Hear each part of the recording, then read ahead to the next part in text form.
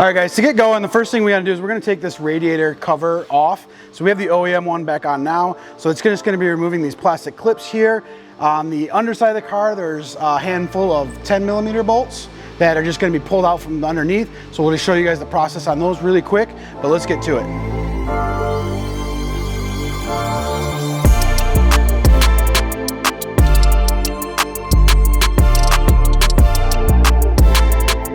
So on this part, now that the tray is gone, we're gonna take these three 10mm out. There's one here, one down low, and one over here, as well as these clips here.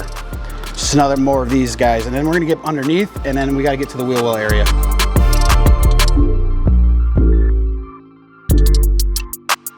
So on the side here, on each side you got three little I'm gonna call these little micro push pins. They're really small, but these are just gonna come on out. Let's see if I can get one here. You just get underneath this in the corner here, and it'll pull out, and then you just remove this whole clip here.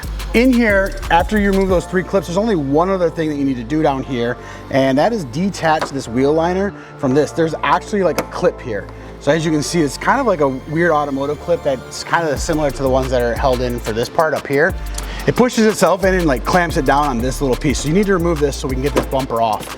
So let's get to the other side. We'll get that done real quick, and then we'll put the car up a little bit more and get all the 10mm out from underneath, and then we'll get this bumper off. So guys, under here, there's 10 10mm. I'm just gonna zip these off real quick. It's the most outer ones. There's some on the inside in here. These aren't included. So I'm just gonna start from this outside corner here, and we're gonna pull these all off. So number three. And this one's got a little duct in here, so you can open this up and you reach in for other stuff if you need to. This one is also a little small separate piece.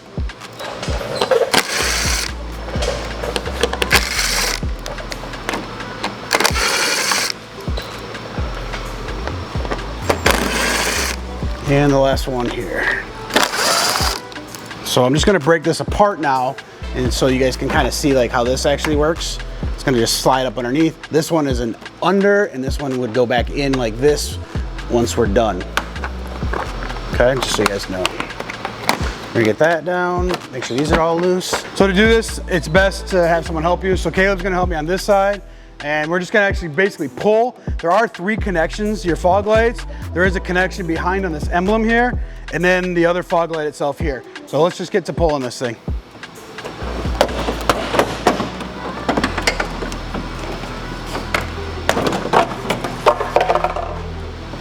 So look, these connections in here, guys, come on in here.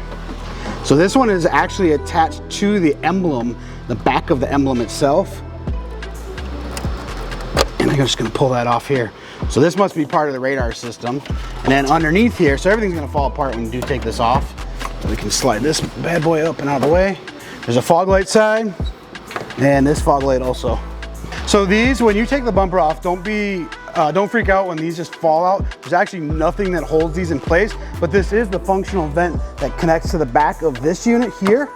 Kind of just snaps in here, and it's sandwiched in, come on over here, sandwiched in right here. So when you take the bumper off, this is expected to kind of pop out. There's really nothing that holds this thing in place, just force of gravity. So you saw how easy it was for us to pull the bumper. It's like they slide in underneath these clips, you just pull it out. So that's our video on how to remove the bumper. It's really easy. Just watch out for these couple things. The clips for the fog lights, for the emblem or the badge itself, which is probably part of the radar system, and then the other fog light there. And there you have it.